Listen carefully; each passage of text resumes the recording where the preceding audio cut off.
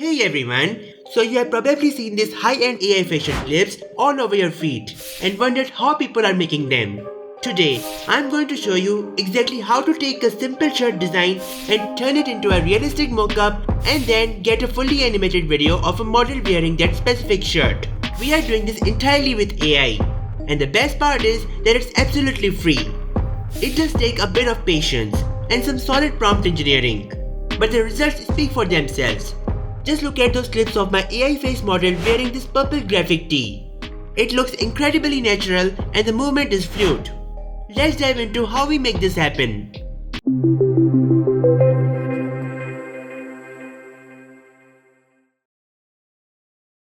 First things first, we need a design.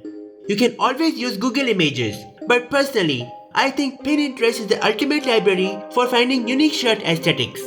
Of course, you can make your own design using Illustrator or Photoshop, but that's a whole different story for another video. Today, we are looking for inspiration. I'm searching for a purple graphic shirt for men. You will see a ton of options here, and you can download as many as you like.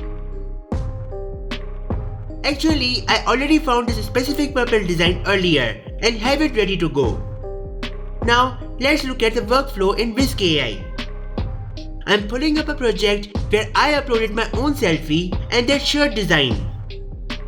I left the scene and style options blank because I wanted the prompt to do the heavy lifting. You can see here that I generated few different versions. I definitely discarded a bunch of them that didn't look right to me. Let's click through these 5 successful images so you can see the exact prompts I used to get this level of detail.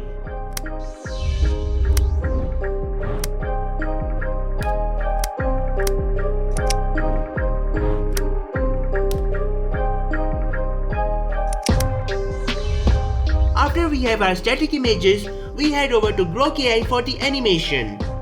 I'm going to show you every step, even the glitchy clips that didn't make the cut. It's important to see the failures because it explains why I finalized the last clip. Sometimes the fabric pulls weirdly or the face glitches, and you just have to know when to pivot. This clip still looks fine as it is focusing on the fabric of the shirt. This is still fine. However, this clip has problems. I never told Grok to hold the chest to show off the shirt. I don't have muscles, but Grok chose to add muscles on my arms. So I had to tell Grok that the man is not muscular. In this next clip, Grok made my model look up and finger touch the chest. It looks more like a playing gesture. I discarded it. This still looks fine as long as I'm not too muscular. I used this prompt to get this video result. You can copy this prompt if you want. Now, look at the prompt and look at what Grok has generated. You have to have patience for using Grok. Here is the prompt for first clip. It looks fine, but the walking style looked too vague. But the swaying pose was cool. So I downloaded this video to trim out the unnecessary part. Let me show you the next clip of my AI model walking on the streets. Here is the prompt for the final clip. It looks smooth and organic. Now, let me show you the older clips. You can judge that Grok has added sudden jerk as I'm walking. Very unacceptable. This one also has the same issue, and here is the prompt. Not sure why Grok likes to be so over smart. The first clip also shows the same jerk. Now, let me show you my AI model walking in 𝗵𝗶𝗽𝗁𝗍 studio. This clip looks so professional. It looks like a model doing a walk for a fashion photography. This is the prompt. You might not like what kind of clips Grok generated for this simple scene. It zoomed on my face, which is no longer my face. The second clip shows that the model is confused and don't know how to pose. Third clip shows that the model suddenly changes the walking direction. Rejected. Fourth clip is so dumb. My AI model is doing a kick pose and suddenly I have a weird Pringles mustache. Rejected. Fifth clip is worst. Grok made me walk weirdly, making me jump like a child and I'm going backward. Rejected. That's why I chose the final clip that I showed in the beginning. So, this was my Grok workflow. Let's create this from the scratch so you can follow along. I'm opening a new project in Whisk AI. Now I'm going to upload my selfie and the purple shirt image, both of them in the subject. But this time, I'm going to use this another purple shirt that I downloaded from Pinterest. To get the best results, I'm going to Gemini to ask some high-level prompts tailored for this kind of AI fashion workflow.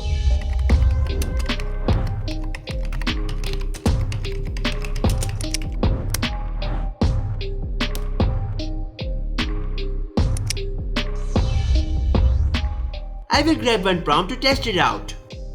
I'm going to paste the prompt over here. I usually edit the prompt a bit inside Whisk before hitting generate to make sure it matches my vision.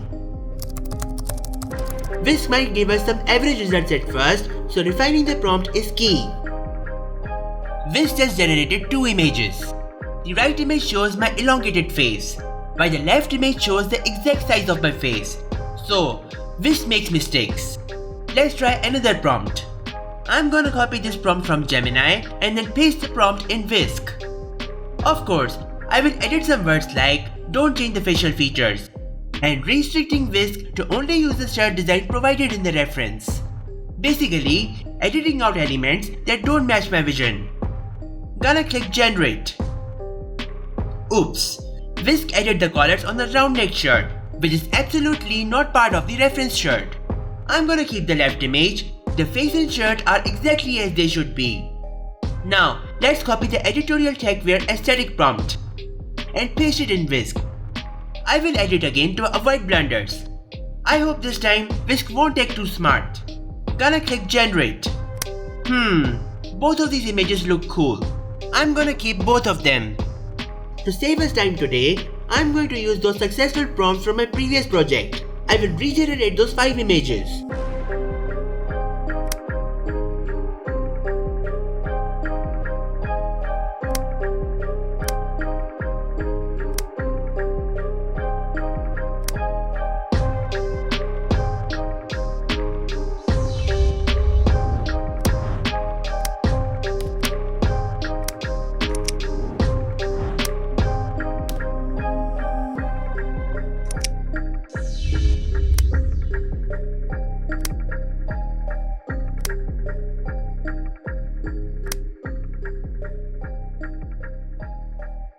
Again, if something looks off or doesn't add any value, just discard it and move on.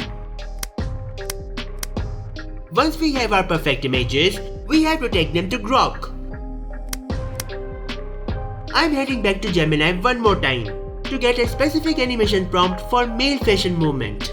I will copy and paste that into Grok to start testing. I have uploaded the character image I just finished in Whisk. So now, I'm going to paste in my animation prompt and hit generate. One thing to remember is that Grok doesn't always nail it on the first try, so you have got to be ready for some iterations.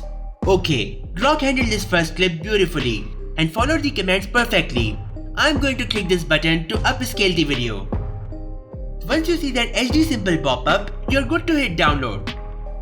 If you want to keep things tidy, you can just click delete to clear the video from your workspace. Now, I'm moving over to Grok Imagine to upload the next image. I'm gonna jump back to Gemini to grab the specific animation prompt we built for this scene. I'm gonna paste it in and click generate. It usually takes a few seconds to process. This clip looks decent, but I'm not a fan of how Grok added all this extra muscle definition to the arms. That's not the vibe I want. I'm going to jump in and edit the prompt to specify a natural average build. Hey Grok, I'm not muscular, my body is average built. Let's try that again. Alright, now we have got this weird light casting on my chest out of nowhere, which makes no sense. I'm giving that a thumbs down and hitting generate again. While that runs, I will go ahead and delete that previous clip. I like keeping my workspace clean and focused. Okay, this new version looks smooth and natural. It doesn't feel like artificial at all, so I will upscale and download this one. Let's clear the deck and try one more time. I'm uploading the new Peach Studio shot from Whisk with a custom shirt. I will copy the animation prompt from Gemini and paste it here. I'm gonna click generate. And that looks so horrible. It flipped the background to blue and completely warped the facial features. That's not even my face anymore. Let's not lose our mind over this terrible issue. Sometimes, the prompt just doesn't translate well between scenes. I'm going back to an older workspace where I got a great result with a similar style. I'll grab that working prompt, bring it back here and hit generate. Now, here is the tricky part. Grok might generate a lot of bad clips before you get a winner. It takes several iterations and a bit of prompt tweaking. But eventually, you will get that perfect motion. I will repeat this process for the other 4 images until all the animations are finished. There we go. That looks perfect. I'm going to upscale this, download it, and we have got a production ready clip. Now, for the final piece, I actually haven't animated this third image yet. This one is different because it has much darker, moodier environment compared to the others. If I use a generic prompt, it might ruin the vibe, so I'm going back to Gemini. You can see here, I'm typing in a request to generate an animation prompt specifically for a dark cinematic atmosphere. I need the motion to feel heavy and slow to match the lighting. Gemini gave me a solid prompt using terms like low-key lighting and cinematic shadows. I'm copy-pasting this into Grok now. Here is where the patience comes in. Grok might generate several bad clips where the shadows look muddy or the movement is too fast. I'm refining the prompt through a few iterations, focusing on the lighting consistency. After about few tries, we finally got it. And there you have it. We went from a basic shirt mockup to a professional AI model animation. It's fast, it's free, and once you get the hang of the tools, it's actually pretty easy. If you want more tutorials like this, make sure you subscribe to my channel. Hit the notification bell icon so that you never miss the updates from my channel. Make sure to check out all my other tutorials on AI. Have fun and peace.